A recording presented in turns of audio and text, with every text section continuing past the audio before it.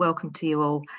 Yes, I'm Alison Rickett. I'm the Nature Friendly Farming Officer for England, and I've been joined by quite a considerable number of my colleagues from the team today that will be assisting in the delivery of this presentation to you.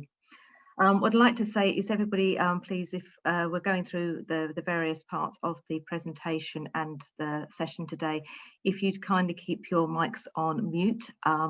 We are going to ask for questions to come through via the chat room, and we have a lot of the team monitoring behind, so please do put your questions into that, and we will pick those up and answer as many as we can in the two Q&A sessions that we have planned for you.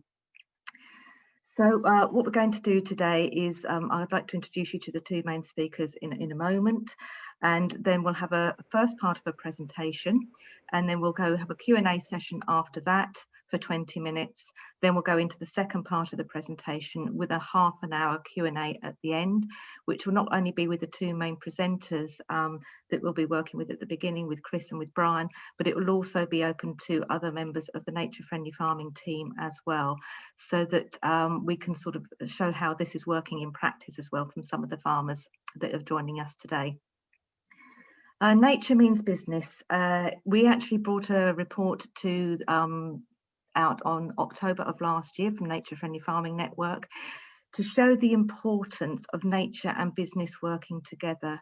We know there's a lot of changes coming forward at the moment. We've come through Brexit, and we now have all of the potential changes happening with the various supporting payment systems across the UK.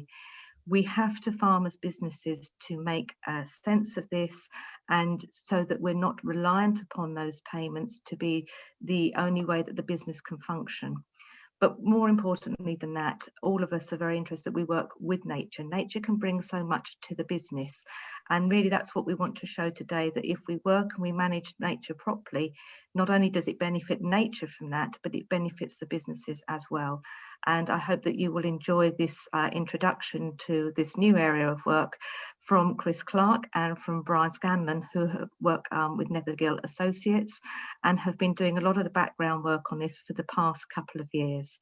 So at this point, I'd like to hand over to Chris and to Brian, who will introduce the session fully and start up on the presentations. Thank you very much. Good morning, everybody, and thanks very much, Alison. I'm just going to share my screen, I hope, with you. Let's try this. Should come up in a minute, I hope. Here we go. So this is where I live and farm. I have only been here since December of last year, so less than 4 weeks, or just about 4 weeks. Before that, I was farming in the middle of the Yorkshire Dales. This farm that you're looking at now is about 130 odd metres above sea level. The one in the Yorkshire Dales was 350, 400 metres above sea level. So a big change for us, and we've moved south to be closer to family who wouldn't move to us. So what gives me any authority to talk to you about farming and business? Well, my background is agricultural college, and then I was a farm manager in Wales, and then a farm manager in Buckinghamshire on an arable farm, and then I became a farm tenant, and through various iterations became a business management consultant in the early 90s, and then carried on doing that till 2005 when I bought Nethergill Farm in the Yorkshire Dales. And so I come to you speaking from experience in farming and experience in advising SMEs, small and medium-sized enterprises, about business management. And the businesses I worked with, I wanted to be more profitable working with me than they would be without me. Brian comes from a completely different background. The first time Brian went onto a farm was when he and I started working together as in management consultancy in the early 90s. So we've worked together off and on for 20, 25 years. Brian is a physicist and a mathematician, and he comes at problem solving from a different direction to to the one I come from, but we have a symbiotic relationship, which is really quite interesting, as I hope you will find. So, the agricultural industry, Alison has laid out where we are within the industry. In my view, we are at a moment where change is the only choice. Doing nothing is not an option. We are at a moment where we must forget our collective amnesia concerning nature, the laws of physics and mathematics, and how they all interact symbiotically. We have to move back to understanding how food, farming, and nature work together. We live in an industry, or we work in an industry that is driven by the belief that farm production is the way to proper business viability. What we are going to show you is that that isn't the case. We have now, Brian and I, analysed nearly 80 farm businesses, not just analysed in the business sense, but drilled down into how it is that farm businesses can survive in the current climate, even when support is not enough to keep them going. 99% of the 80 businesses that we've looked at are unviable without support. What we're going to tell you today is how we approach farm analysis. It's purely about business. And this is something, our approach, we believe, hasn't been done before. And our results show that there is a real symbiosis between food, farming, and nature. And that symbiosis equates to a sweet spot where the profitability of the farm and the benefit to nature, they coincide at that sweet spot. And in fact, nature means business. And if we're going to make nature mean business, we have to balance food, farming, and nature. So this first photograph is a photograph of a hay meadow that we had at Nethergill, 1,200, 1,400 feet. And this hay meadow was not like this when we moved there. It took us 5 years to get to this level of biodiversity. And we did it through having a business model that actually works, a farming business model. But the business model we began to understand affects farming and conservation. And if you do it right, it's mutually beneficial. And when we go onto a farm or into a farm business, we look at 6 things. We look at the managed landscape. We look at the maximum sustainable output, and I'll explain what that is in a minute. We look at free issue, and we look at natural capital. We've also devised a way of measuring the stress on the environment, ESI, Environmental Stress Index, and we also look at return on total assets. If a business is going to be successful, the first objective is to get a return on total assets.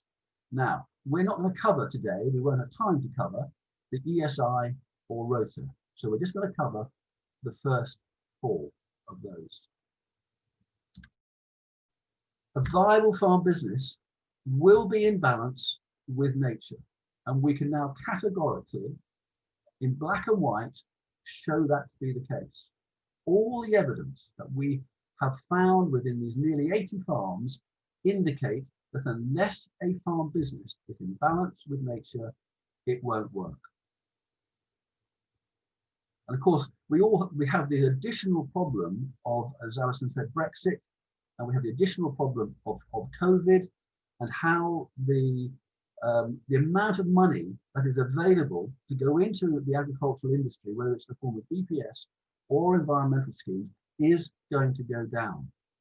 And if farms are already struggling to be successful, to be viable, to be profitable with the current levels of support, how are they going to do it with a reduced level?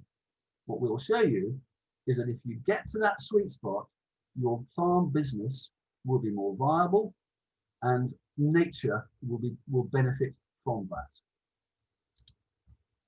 Another hay meadow looking down. This is the, if you look down the dale, that's looking down the River Wharf, and this is the farm at Degraded was at the source of the River Wharf, right in the middle of Yorkshire Dales.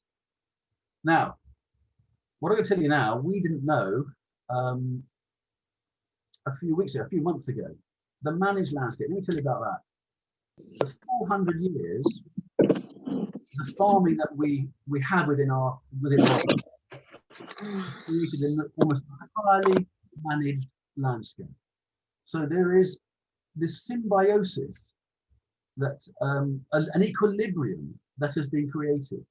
If we didn't have farming in the way that we had it pre-Second World War, we wouldn't have the natural capital, the nature that we have now. There has to be ongoing farming, sustainable farming, nature-friendly farming that keeps it going. We have lost that nature-friendly approach since the Second World War. So unless there is a commercial farming benefit, there is no value to natural capital. Let me give you an example. The meadow you can see on the right-hand side is a hay meadow. If we did not farm that, that would revert back to probably some heather, probably some brush, maybe some molinia, and so on. We have to get the stocking rate right to keep that level of biodiversity, and in the same in the previous photograph, we have to have farming actually working. We cannot overstock. We can neither understock or overstock. So by pressing outputs beyond the maximum sustainable output, profitability will be reduced and the natural environment will be decapitalized. So there is this sweet spot. Excuse me. There is this sweet spot that we have to try and get to. It is counterintuitive. It is against the received wisdom. It affects true farmers. It affects true conservationists who have a land management role.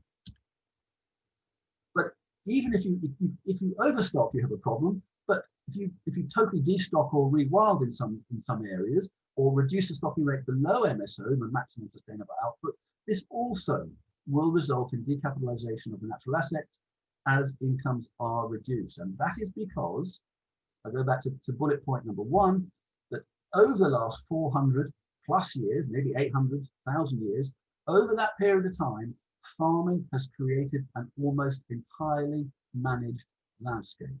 If we go away from that farming of that landscape, nature, which has adapted and created this equilibrium, will change. So there is a sweet spot for the farm business and nature, that those two things come together, they coincide at a mutually beneficial point. So I'm going to go into a bit of economics now.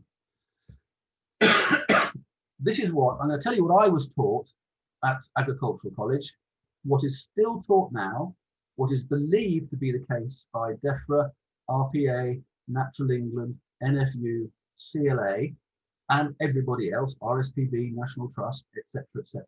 This is what they believe, and what I believed until Brian and I got going a couple of years ago.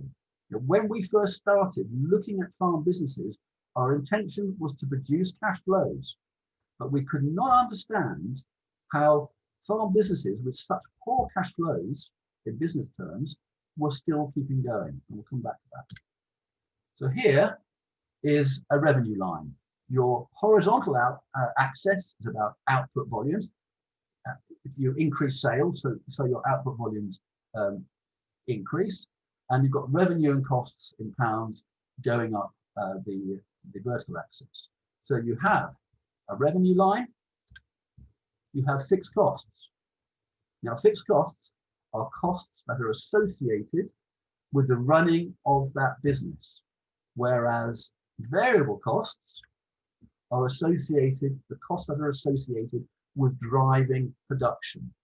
And that is, in livestock case, it's fertilizer, bought-in feed, additional veterinary costs, overwintering away from the farm, etc.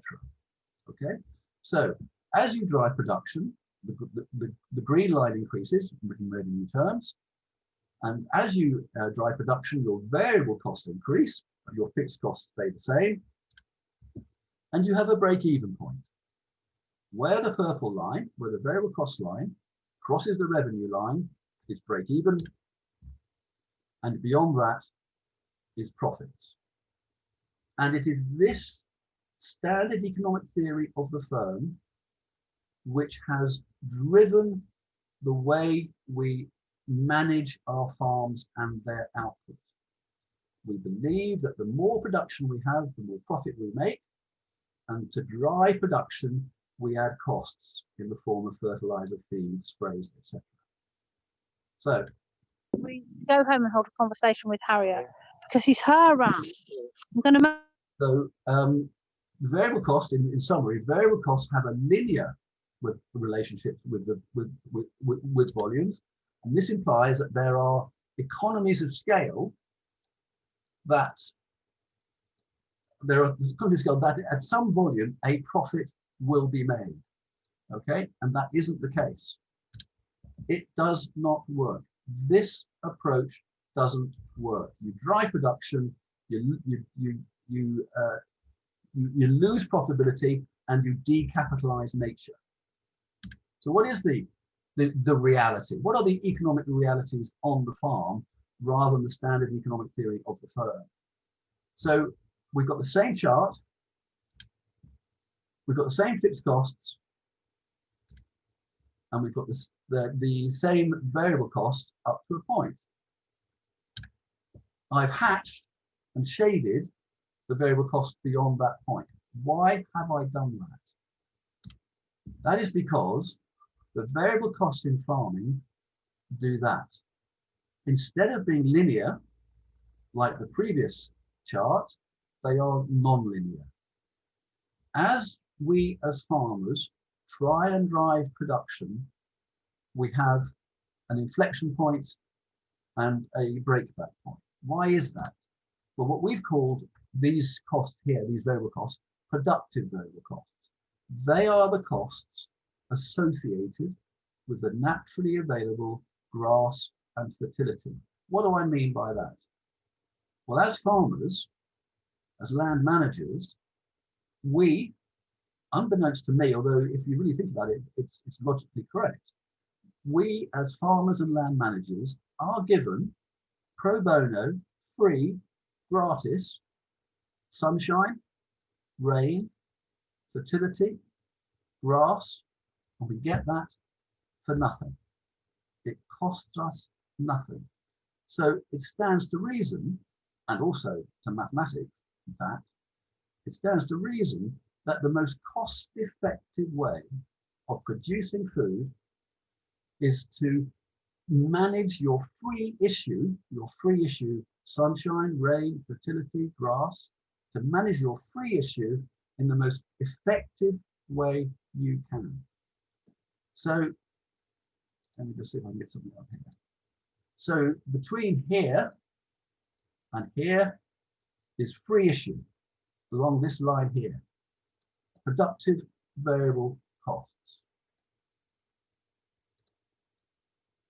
Along this line here, up here, we have what we've called CVCs, corrective variable costs. And what we as farmers do is try and counteract the disadvantages of our farm. And in hill farming, it is elevation, high precipitation, high latitude. And on lowland farms, it will be soil type, geologies, land management 3, then, for example, then we try and drive production by adding cost. And as we add cost, this is what happens. We get this inflection point. And so your break-even point is back here on X. You get this, the maximum sustainable output on the dotted line, the MSO. And you get this non-linear variable cost rather than a linear variable cost, where PVCs are working with nature and they are incurred up to the point where, in this case, where the natural grass runs out. You get these corrective variable costs incurred as a consequence of having to replace nature's bounty with substitutes after the grass runs out. This is substituting for nature. Okay, let me just go back to this. I just want to show you something else on here. Okay, so at this point here is the breakback point. So farms are making profits in here.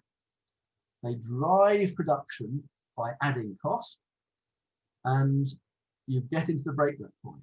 Most of the farms that we have analysed are in this area here.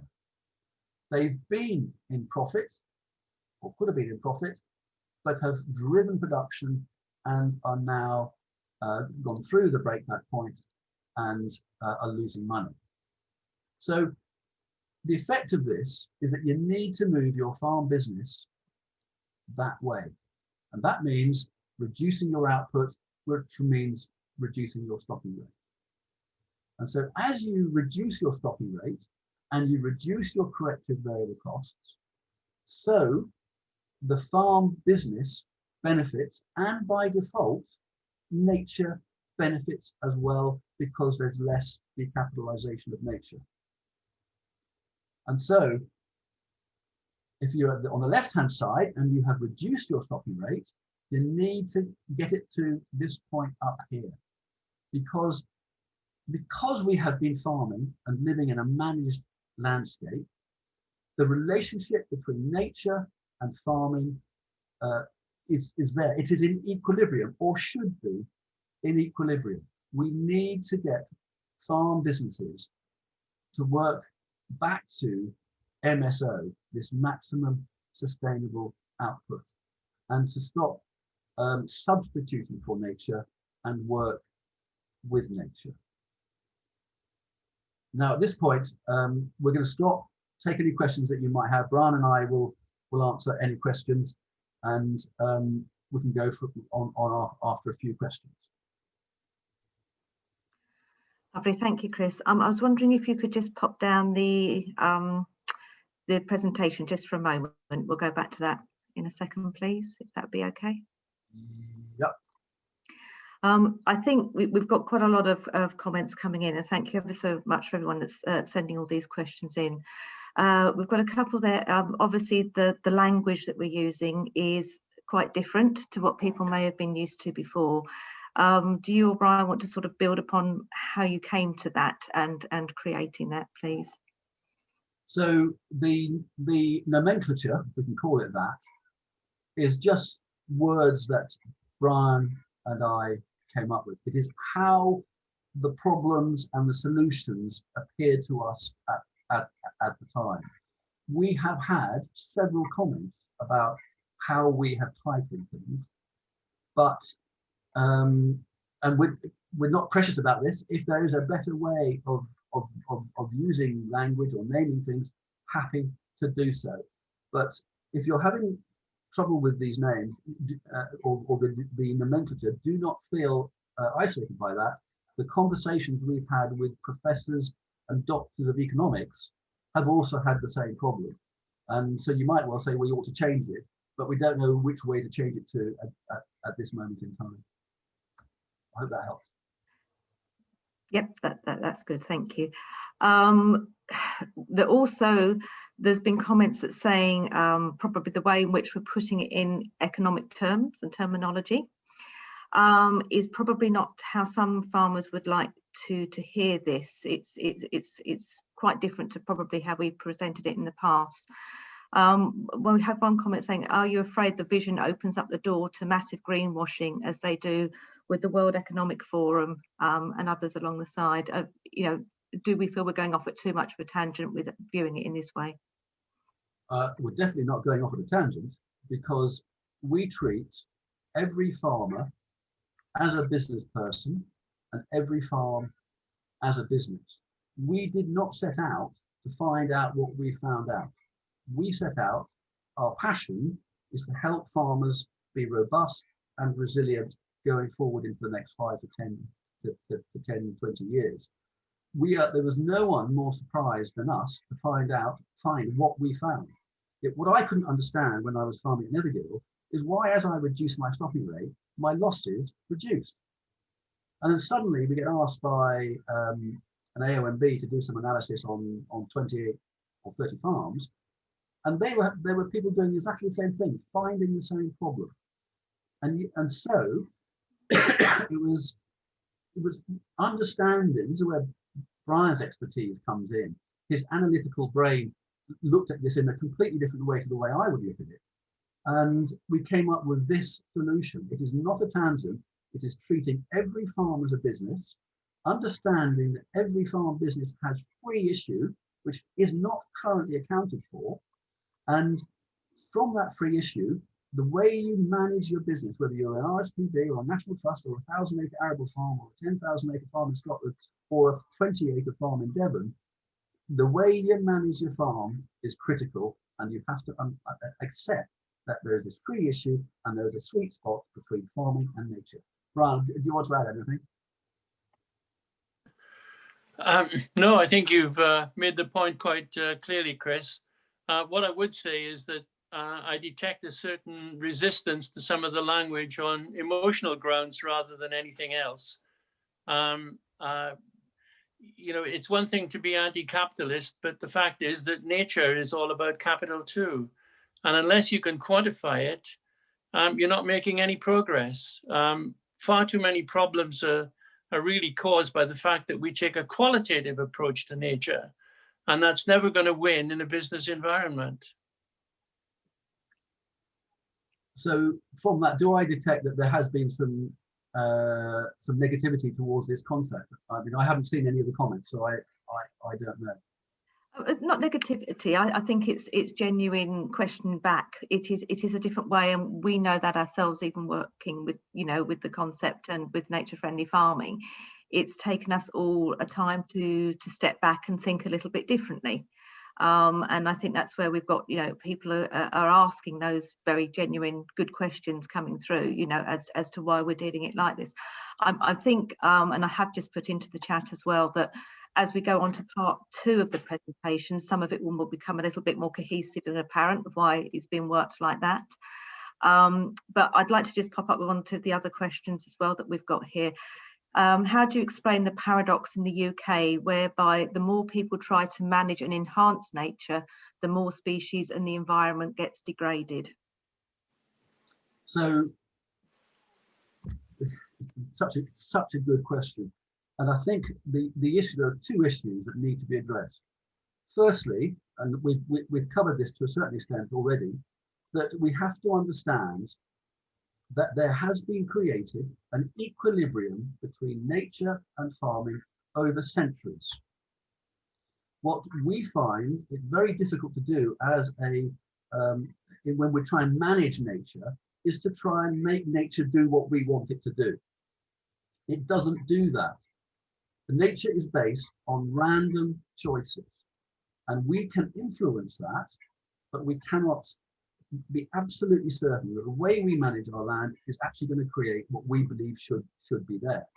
That's the first point. The second point is that we get this free issue, and there is this equilibrium because of this free issue and how our grandparents and further back ancestors have worked the land. There's this equilibrium. I don't know whether that answers the question quite, but yeah, no, thank you for that, Chris. I think the other thing, probably from the language point of view, is that we've got that some of the things that are being presented is from decoupling nature and business, and we're sort of putting it back together again. So it's probably the difference in the concept that we're working with at the moment in comparison to some other people. Yeah, the more you add fertilizer, feed, sprays, the more you move your farm business out of that equilibrium. And you must also remember that you can't get more energy out than you put in. If you can, we're into perpetual motion and breaking the second law of thermodynamics. That is not possible. The more you spend on fertilizer and feed, that not the less calories you get out, but certainly you're not going to get out the calories that have gone into making that fertilizer and feed. You will not get that out the other end in food. It doesn't work like that. Thank you. We've got some very good questions coming here from an arable farming point of view, please. You talk about natural gas. What about arable? Is it the same differences? And in arable, do you know where the point the MSO is? Were these analysed farms both across arable and livestock farming systems in the work that you've done? Okay, the majority of our work has been on livestock farms on hill and marginal land. We're currently working on farms in the south of England on livestock and mixed farming. And we've done 2 analyses of arable farms, and we're about to start on 2 more. So we are lacking in arable farm data. However, the 2 arable farms we've done are exhibiting exactly the same characteristics as all the other farms that we have done a review on. And that is because of the basic principle of free issue and managed landscape. So if you try and drive production beyond the capability of your grade 3 land, particularly grade 3 and worse land in arable terms, you are going to try and counteract the disadvantages of that grade 3 land and suffer the iniquities of non-linear variable costs. Thank you very much. Another very good question here. Does organic farming fit better into the model as there are less CVCs in the organic system? It absolutely should fit better into the model. The model that OFG and Soil Association and organic farmers are still following is to drive production by adding cost. And I keep on repeating it, and we haven't had a single one of our 80 farms that exhibit anything other than what I've been telling you about free issue and non-linear variable costs. So the OFG and Soil Association and others should begin to look at this and understand how organic farming, which is probably benefiting more than most from what they're doing, but how it should change the way they have their protocol to encompass free issue. Okay, thank you very much. When does it cross the boundary? When does business cross over into nature by capitalising on it? Now, I'm not quite sure what that actually means, but you'd need to move your farm to MSO. Brian, do you want to comment on that?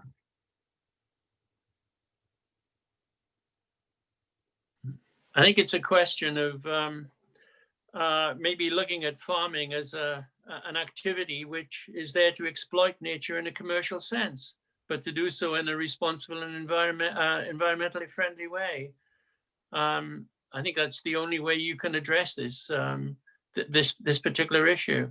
The fact is that if you look after the natural aspects of farming and do the right things by nature, it will do the right things for farming in return. Thank you. So, and I would add that the support mechanism is going to change. That all farms are businesses, and if we want to demand public money for our business, we have to run our businesses effectively to give good value for the public money that we are being given. We cannot divorce farm businesses from commercial activities. Okay, thank you very much. Do you factor in external costs that farmers currently don't pay for, like nitrate pollution, greenhouse gas emissions, from discounted red diesel? Presume if they are factored into the CBC line, this just gets steeper. We don't account for any of those things, but your conclusion, wherever that came from, is from Philip. Yeah, okay, Philip. Well, your conclusion is correct, but I will just go back to something that Brian said earlier. You can only account for factors that can be measured, and so we can't measure the emissions from a particular farm at this particular moment in time. What we can measure is the business element. And so we measure, people will say, well, you can't compare apples and pears, but we have a yardstick in which you can. And that yardstick is pound notes, pound sterling. That is the yardstick against which we can measure everything if there's a value to it. Okay, thank you, Raj. If we continue to farm intensively, will we lose free issue altogether? I don't know categorically the answer to that, but it would seem to me that the intensive farming that is taking place on the fens, for example, has already gone to that, gone beyond losing that free issue. The soil is blowing away. Perhaps I could make the point that that phenomenon manifests itself when the MSO moves to the left-hand side. In other words, it gets a lower, it comes in at a lower level of output. That's the net effect of degrading the landscape and decapitalizing at the same time, which suggests that a good farming strategy should be based on doing things which will move the MSO to the right-hand side. And there are things that can be done to do that. What I'll just add, Alison, is that we're finding we've done work now on this for 2 years or so, and we're now going back to farms that we saw 2 years ago. And some of them, not all of them by any means, but some of them have gone trying to get to MSO. And what we're finding is that as they reduce their stocking rate and reduce their CVCs, their corrective variable costs, as they go to MSO, actually, the MSO, because their ability to manage the free issue, the MSO is moving to the right naturally. They're making better use of their available fertility and grass. And the next question sort of links in with this a little bit. Have you found a difference in the sweet spots between specialised farms and more mixed farm approaches? Would it be wider in a mixed farm approach? So there's a real dilemma that we are anticipating, but we have not yet shown. And the dilemma is with non-mixed farming businesses. Because if you go to MSO, you should really only be using the fertility that comes inherently from the soil or is produced by the farm. Now, I can't categorically say that because we haven't shown it yet, but it looks like we're going to. So any farm, in my expectation, is that if it's not a mixed farm, is going to have a problem moving to MSO. Okay, that's quite a strong message on that one. What are the key metrics, key performance indicators that should be considered when pushing to reach MSO? Right, so this is a huge question because MSO is driven by business. I know there's all sorts of issues with that comment, but actually we're using business to make nature work and farming work. And if you are in business, you need a return on total assets.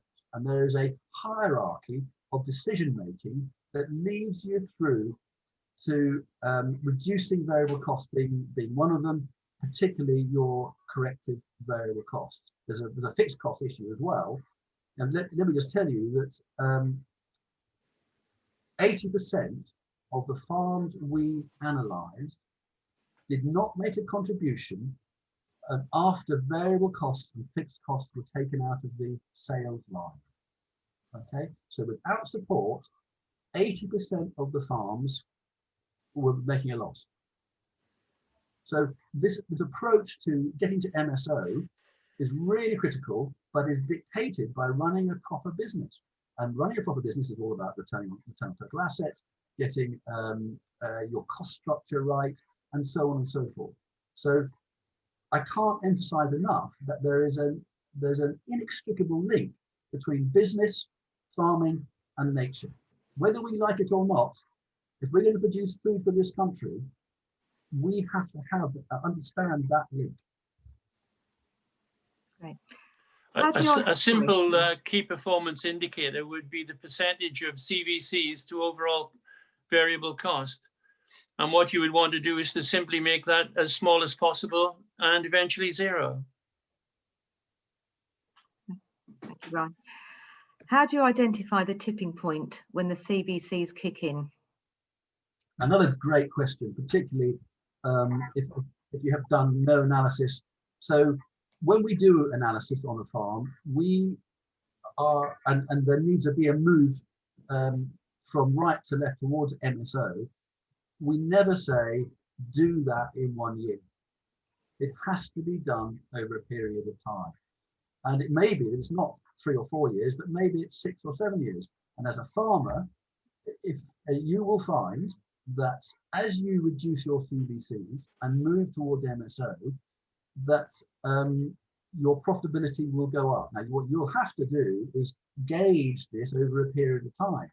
And if you find as a farmer, what we are finding on some farms now, is that your MSO is moving naturally to the right because your management techniques of the natural fertility and natural grass are improving, you will find that your MSO moves to the right anyway. So we can't do an MSO on a farm every year for 5 years. We can only do an MSO on a farm for 1 year and then 3 or 4 years later to see how far they've moved.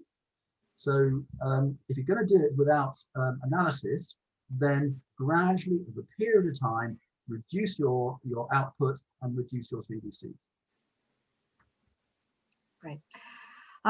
Many farmers add CVCs because while their profit margin percentage decreases, total farm profit increases in absolute terms, rather than just relying on PVCs.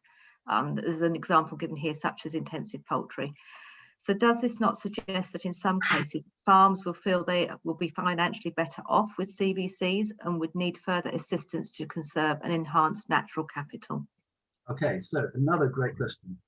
Poultry, bull beef, veal calves to a certain extent, this sort of intensive approach to farming are taking or have the advantage of another farm business having taken the risk of not being at MSO.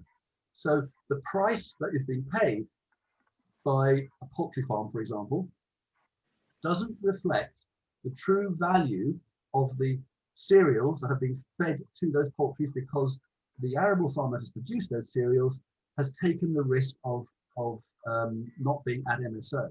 And the problem we're going to have in this country is that as support goes down, then these arable farms are going to demand, or should demand, a better price for their more valuable product. I see there's some questions about the difference between absolute profits and profitability. Profitability is simply the percentage of profit you make with regard to sales. That's maximized at MSO. You can make more profit by going beyond MSO, but it becomes less profitable as you do so. And at some point, it will break back into unprofitability. So as you move from MSO, you're moving into an area of greater instability. You may be making more absolute profits, but your profitability is getting worse.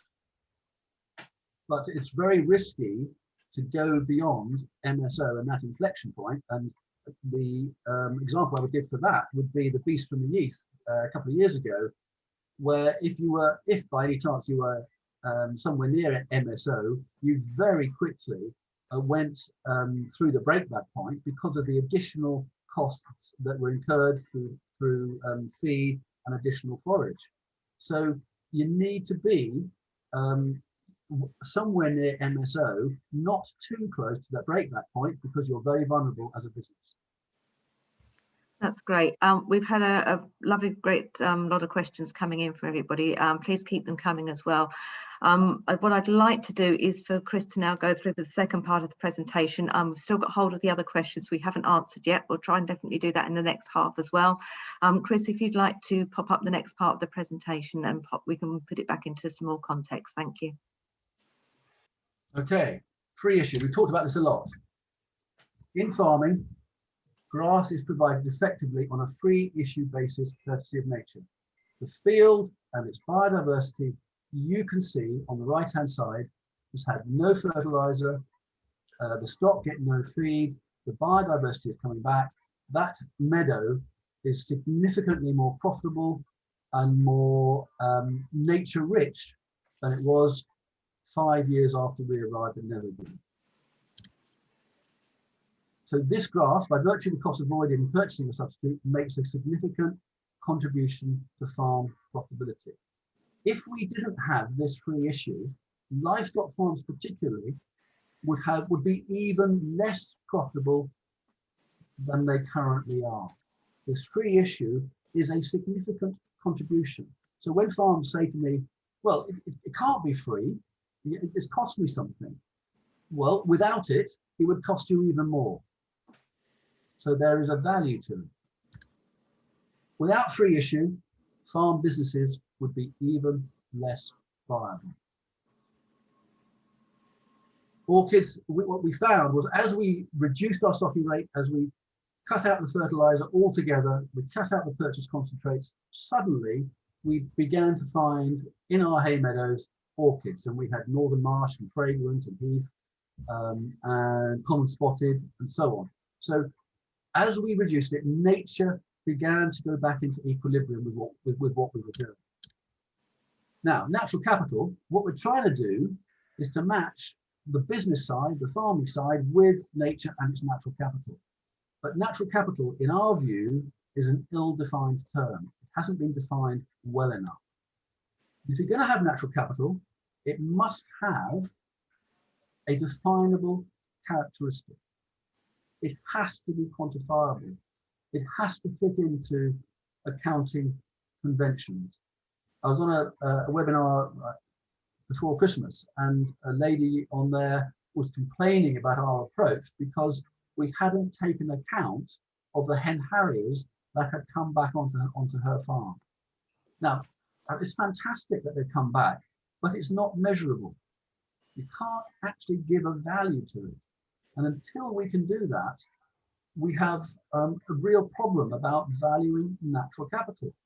And as far as we know, there is no internationally agreed methodology for valuing natural capital in whatever form that is. Now, we can certainly do that through carbon offsets, because a lot of work's been done on that. And there's a revenue stream derived from that. But to value this orchid or hen harriers or otters, real problem. If it can't be measured, it can't, we as farmers cannot demand a revenue stream. Nature's bounty. This is the asset that gives nature, that gives access to nature's bounty. Natural capital gives access to nature's bounty. Nature's bounty comes in the form of free issue benefits. These benefits have real value. I'm repeating what we said already to a certain extent, but just re-emphasizing that point. So this suggests that nature should be treated as a stakeholder in a farm business. If you were a stakeholder in my business, you, as that stakeholder, shareholder, would expect a dividend. And I would give you that dividend, and because I paid you a dividend, you would appear on the balance sheet as a liability. So you've got to put nature on the balance sheet. Okay, you may not be able to do that practically, but theoretically, put nature on the balance sheet. One of the farms we've worked with is a big farm and has several partners. And when they have a partners meeting now, they have an empty chair, except it's not empty because on it is a sign, an A4 piece of paper in big letters, which says nature. So they have sort of introduced nature into onto their balance sheet. So this squirrel appeared at Nethergill. We had a series of red squirrels suddenly appear over a period of time. We were there for, I don't know, 15 years, and after the 12th or 13th year, we started to get red squirrels. We didn't encourage them. They just turned up. I don't know why they turned up. We then started feeding them, so they stayed. But the red squirrels that we had provided a real marketing lever for the self-catering cottages that we had, and people came to stay for a week or more to look at the red squirrels. So nature behaves in a contrary way, as I was saying earlier, to stakeholders and shareholders. It delivers a benefit, the free issue grass and fertility. So if you're a normal shareholder, you're asking for dividends or discounts or interest payments, but as nature can't do that. So you can't pay a dividend to nature. So it's behoven on us as land managers and farmers to treat nature correctly. It is invested, it should be looked after, stroked gently, and actively accounted for in the farm business.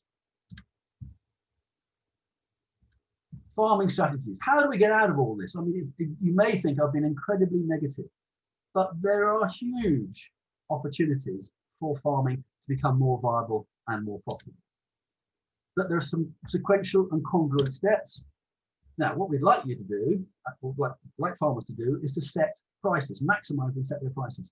Farming traditionally hasn't done that. It's a commodity producer which can't maximize and set prices. Although, in my view, the future is going to be heading down, adding value and creating producer groups in a way that we haven't currently been doing.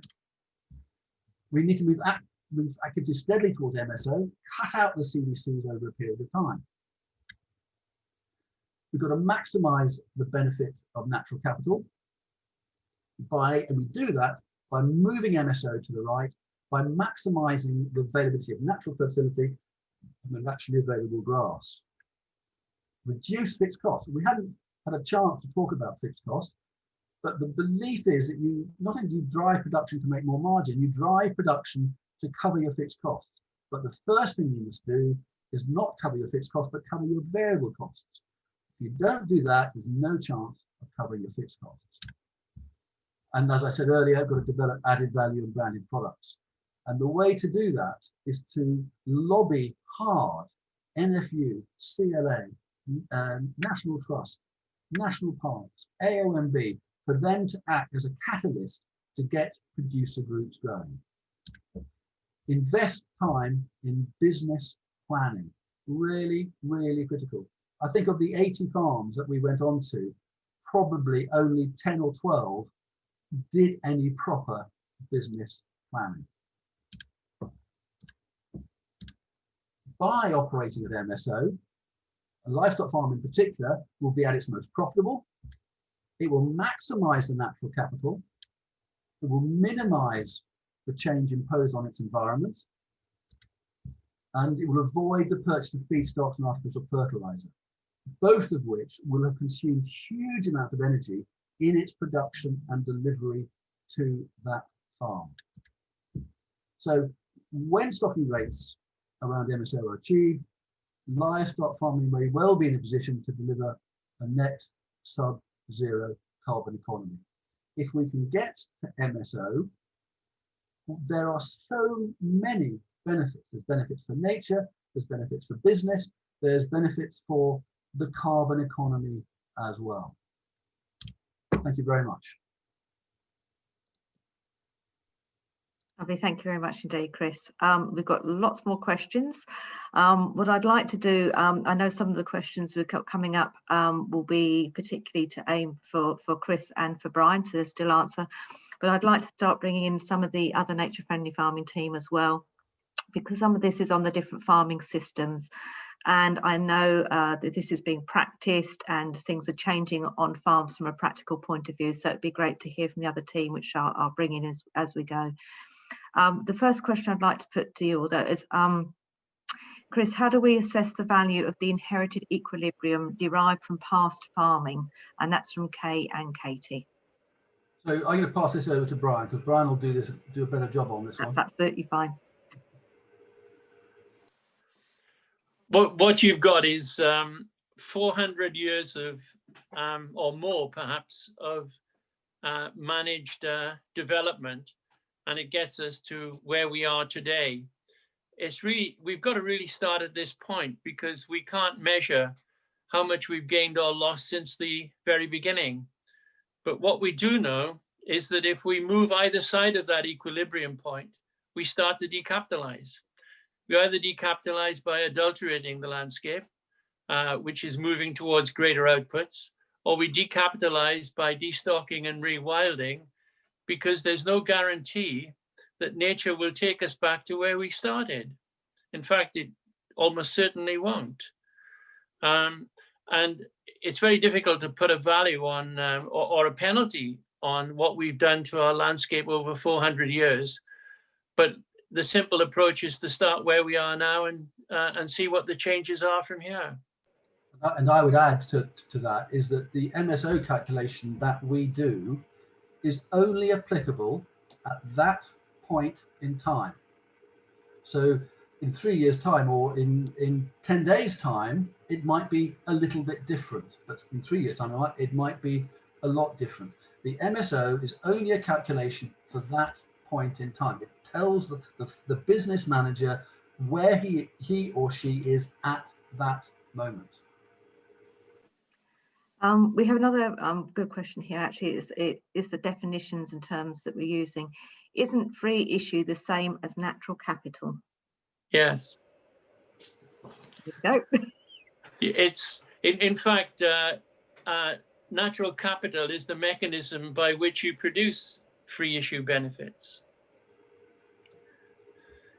There's a difference between income and capital. Income is the benefit, and natural capital is the asset that produces it. Excellent, thank you for sorting that one for us. So Alison, what that means is that one appears on the balance sheet, yeah, appears on the profit and loss account. And no matter which way we look at this, there is this sweet spot between business and nature.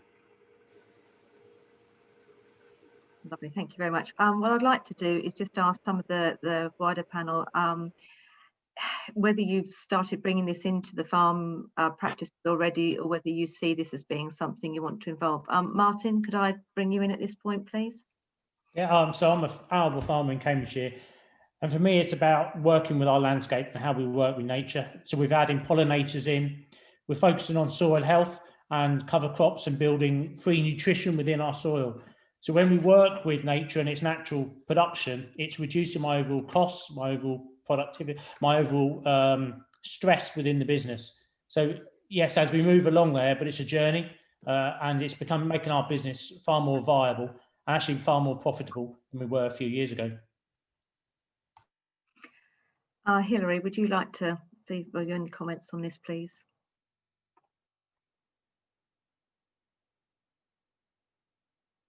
We got you there, Hilary? Yep. Yeah, I'm a livestock farmer. We manage quite a lot of nature reserves with our livestock in North Wales.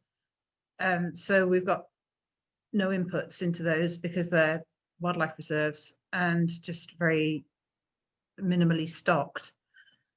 So yeah, it's more profitable having a lot of livestock spread out over a great area, although it's quite time intensive. I don't quite know how that works in with Chris's costing methods, but we don't have any inputs. So I suppose at the moment the subsidies pay our time for the running about.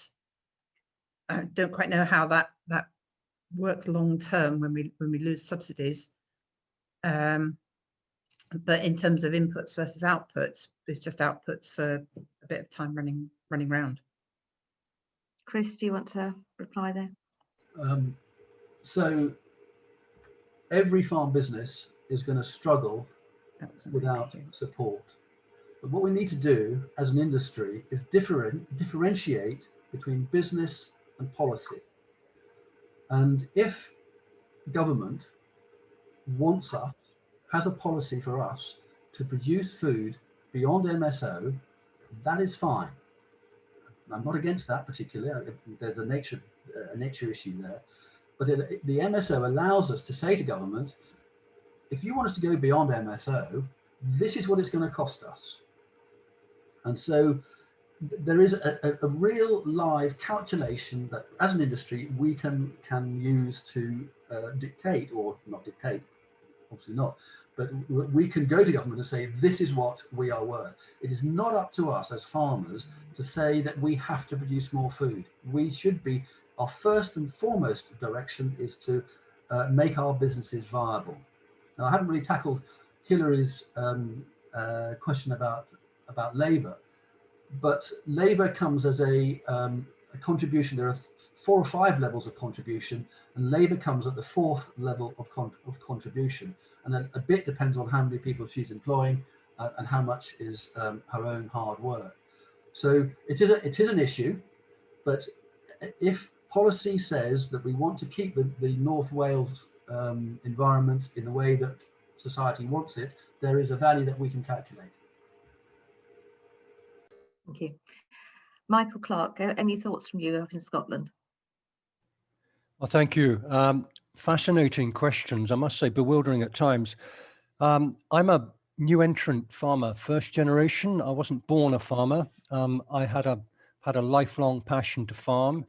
So we bought this place with a big mortgage. For us, there's a triple bottom line: economic, environmental, and social. And we bought this place because of its potential for all of them. But we're absolutely right, aren't we, to focus on the economic side here for starters, because that's what the bank manager looks at. And if I can't pay my mortgage, you know, I can't do all these other things.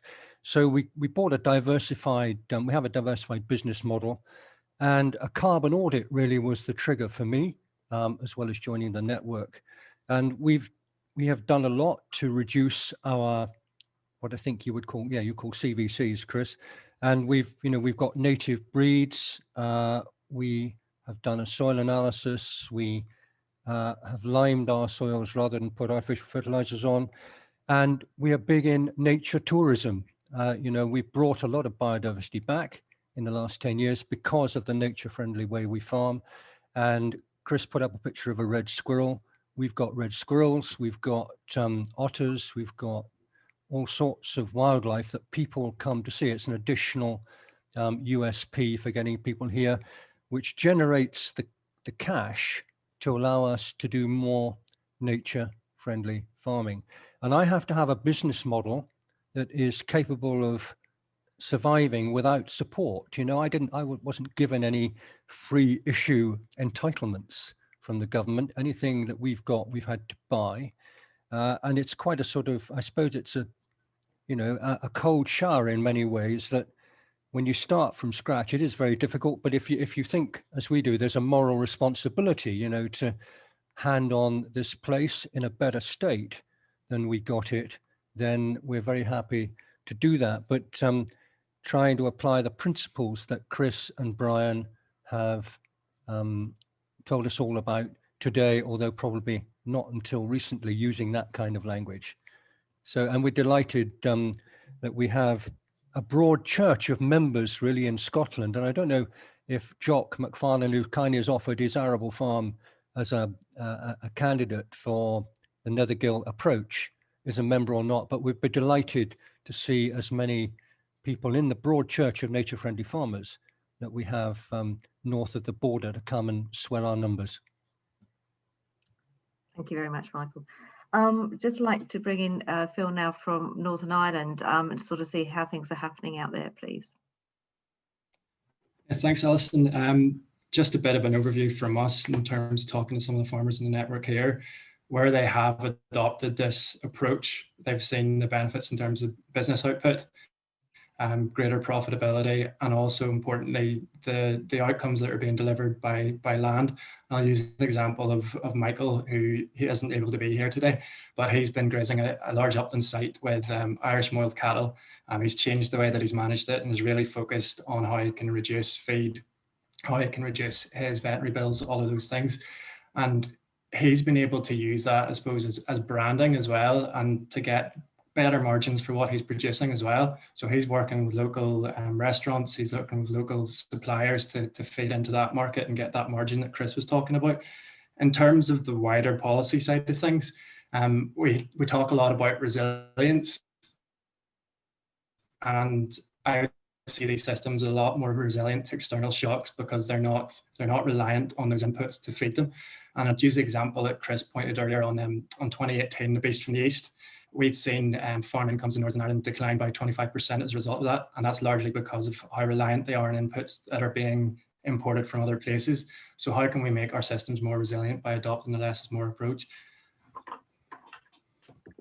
Oh, that's really useful. Thank you ever so much. And I think you can sort of see from across representatives from across the UK that there's starting of change. Some are further along the line than others, but they are finding the benefits of sort of analysing their businesses in a different way.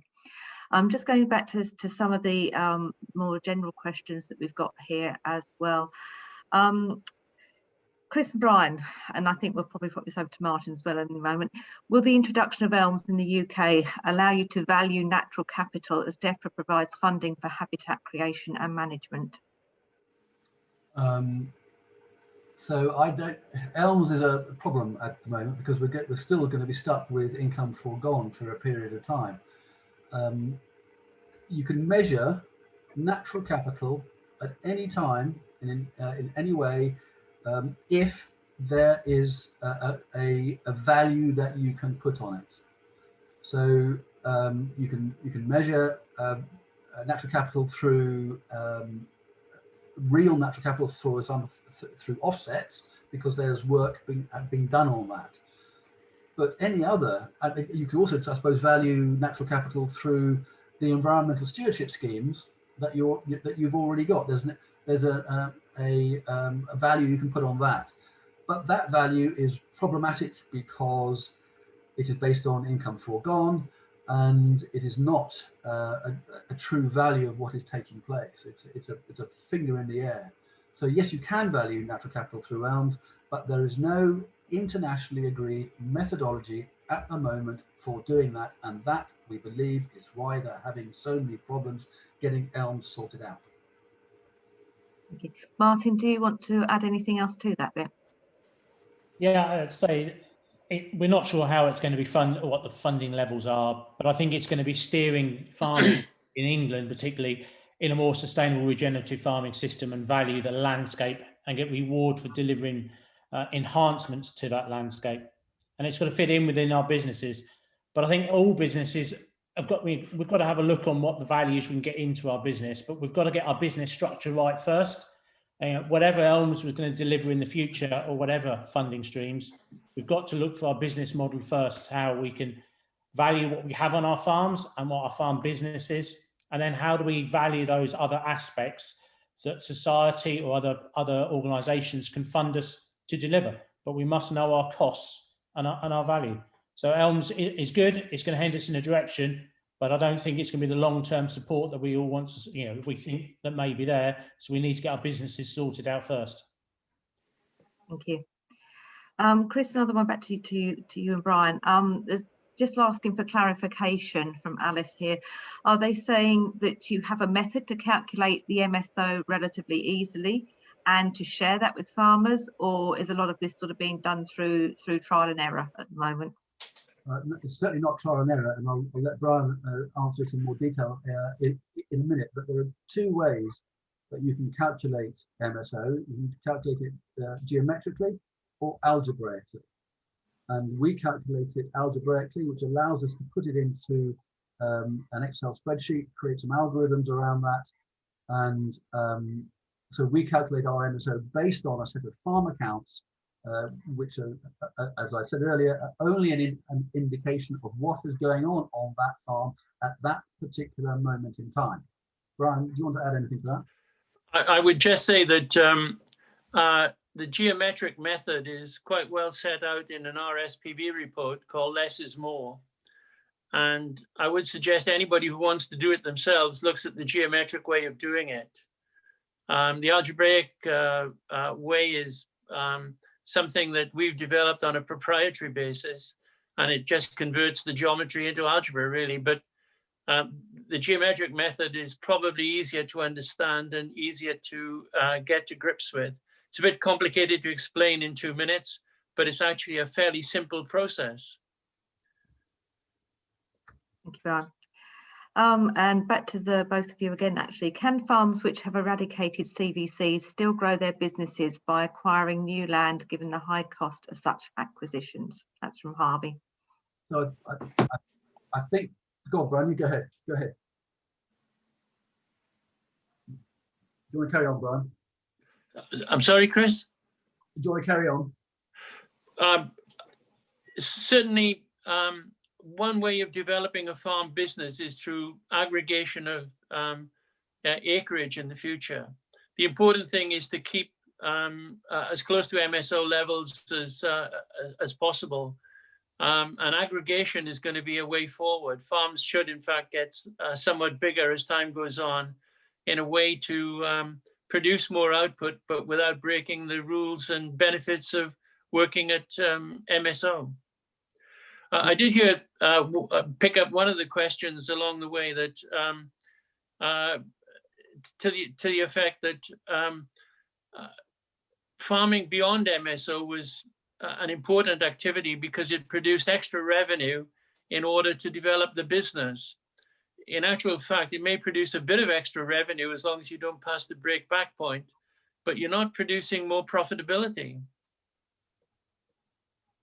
So really important to understand the difference between revenue and profitability. And just going back to the aggregation of farmland, what worries me, and I can't really see a way around it, about the aggregation of farms, is the loss of knowledge that we are going to have within the industry. These farms are going to get bigger, the houses will be let out or sold, and we're going to lose that knowledge within the industry if we're not very careful. So the resilience and robustness of farm businesses is critical. And to get to that point, farmers have to accept that there is a change happening and that doing nothing is not an option. One other point I would make, I did mention expansion by aggregation. The benefit there is that you don't become necessarily more efficient as a farmer, but you have the opportunity to reduce your fixed costs in total. And it's the saving in fixed costs that makes the difference through aggregation. We found that in all the farms we looked at, when fixed costs were more than 40% of revenue, which is not an unusual number, and many farms are beyond this, few farms are ever profitable. And reducing fixed costs and separating lifestyle costs out from true operational costs is going to be an important factor in the way forward. Let me give you an example of that. So where I farmed in the Yorkshire Dales, we were the last but one farm. We were the penultimate farm up the dale. Below us were 12 farms, 11 and 12 if you include us. 10 of those 12 farms had a round baler. Each round baler had the capacity to do 5,000-10,000 bales a year. So we had the capacity to do sort of 50,000, 100,000 bales a year. The demand for bales was 4,500. So we had this asset in terms of having been bought and fixed costs attributed to it, sitting there doing nothing for 350 something days a year. That is not a viable way forward for any business. Thank you. Martin, I'd like to put the next one to you, please. Do you think technology will play a role in helping farmers to reach MSO and to work closer with nature? Yes, I think it will. For our own business, we use a lot of technology to understand the sustainable output of per half hectare or hectare of each bit of the field. We no longer count a field as one whole. We break it down using data and technology. But it's about finding that business investment to get the return and reduce our costs and knowing where the production levels are. So there's a lot more to come. And I think it's going to be quite exciting in the next few years.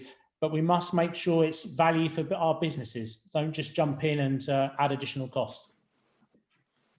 Thank you. A couple of people going to Chris and Brian at the moment.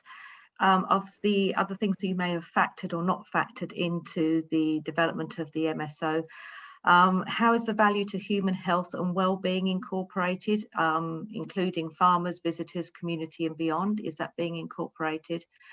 And do biodiversity measures need to become a form of a value that's accepted as society's direct measurement of value, as well as economic value? Biodiversity underpins natural capital, and with less biodiversity, there is less natural capital. So there's a couple of things there of sort of what you've included and what you haven't, if you might want to expand on that, please. So if you can measure it, if you can put a value on it, then it can be measured.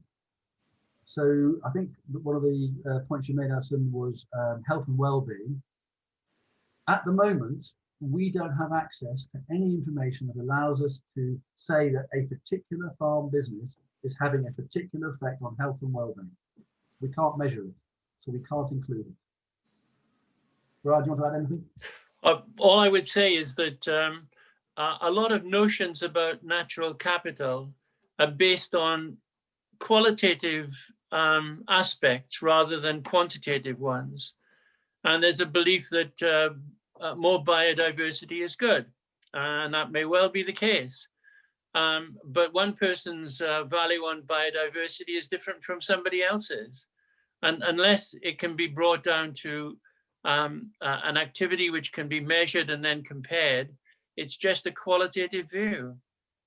So when we started going down this nature-friendly farming route on Nethergill, we took advice. We took advice from zoologists and botanists, ornithologists. We took advice from the RSPB, the National Trust, and we did not have a single view that was the same from any of those experts. So Brian's point about qualitative is absolutely correct.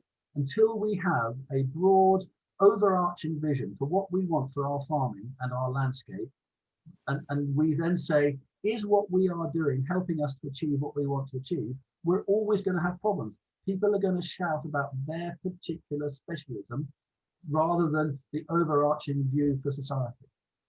If a particular landowner decided that they would destock and rewild with a consequent loss of income, then you could argue that the natural benefits and biodiversity of doing that is valued by that farmer as equal to the loss of that income. And that's about as far as you can go. It might help if I remove myself. There we are. It's going to happen once, wasn't it?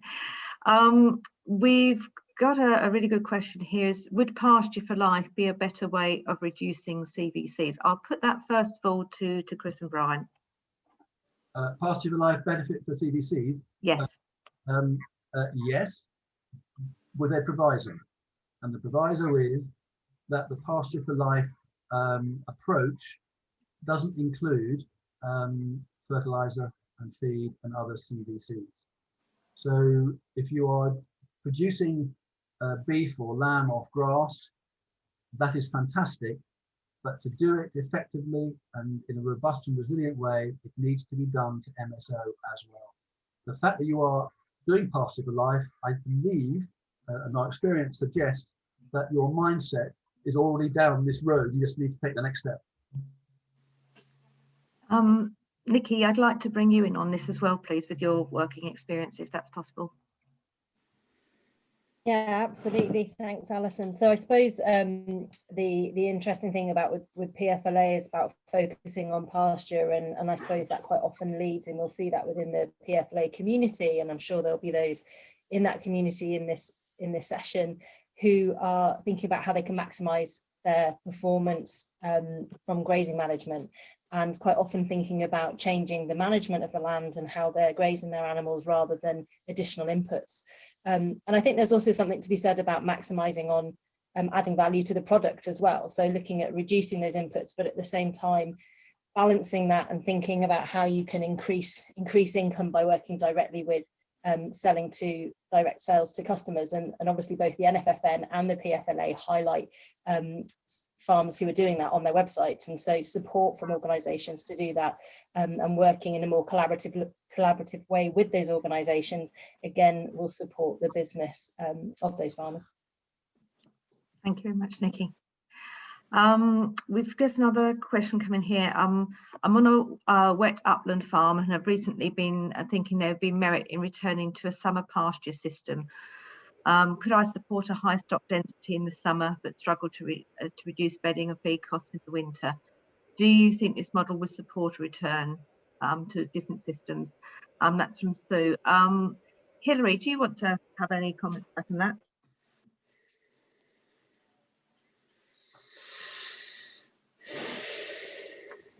I think it depends on the availability of you need your maximum stocking would have to be the maximum stocking you could have in the winter, unless you've got some land to transhume to. So say locally to us, our sheep are on the common in the summer, so that is free land really, so we can have maximum winter stocking, and then they're away in the summer and we've got plenty of space to make forage for them for the winter.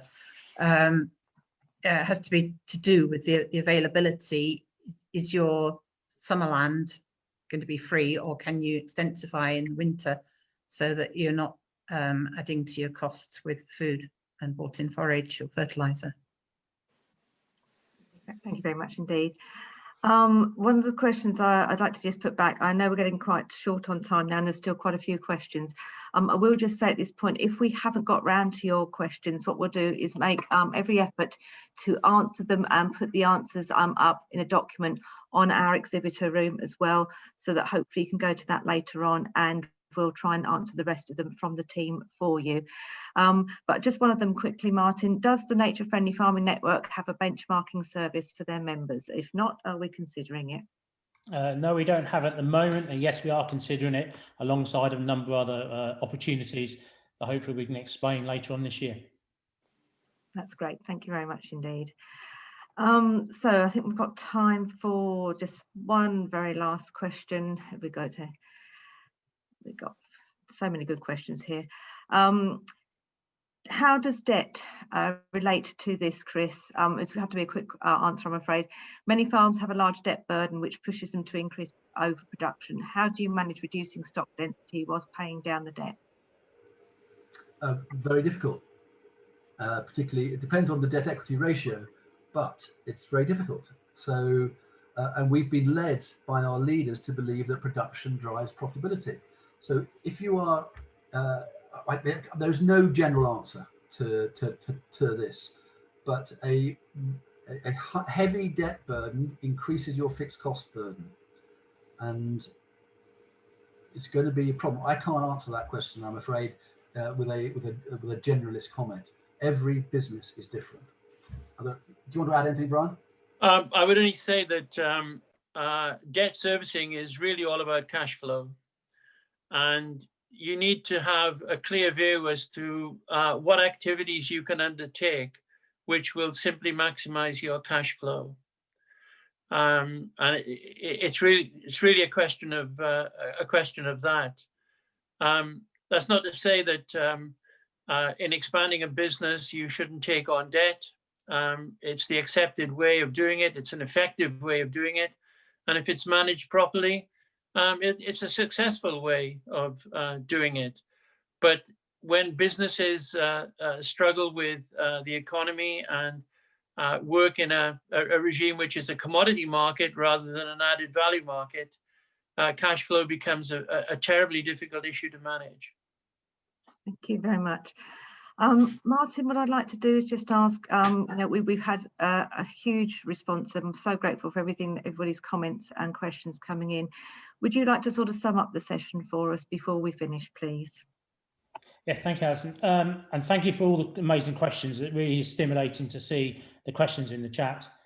Well, for me, and I think for the network, we want to see, the Nature Friendly Farming Network wants to see more nature across our landscape. We want farmers to cherish and work with it. And by the work Chris and Brian has done, it clearly shows that when we have our most profitable and best business model, nature thrives, and it coexists alongside our farming operations, and it can be seen as a benefit as well as an asset. And when we work against it, it actually declines our business. So nature means business, and we need to have it thriving on our farms to have the most profitable and viable businesses. That's wonderful. Thank you very much. Your time from everyone is really much appreciated. We know we've generated debate and we really embrace that debate as well. We will be sharing things out on our social media. Please go back and have a look on our exhibitor page as well. There's links to all the things from Nature Friendly Farming Network, and if there's something a bit more, we'll try and get back to you and answer as soon as we possibly can from the team. There's also a link to the Nature Means Business, the full report and booklet that we produced back in October. So do go and have a look. You can download that from that point there, but get in touch with us. We'll keep everything going up on the site as well through Oxford. And it's been an absolute pleasure to have you all join us today. Thank you very much indeed for your time.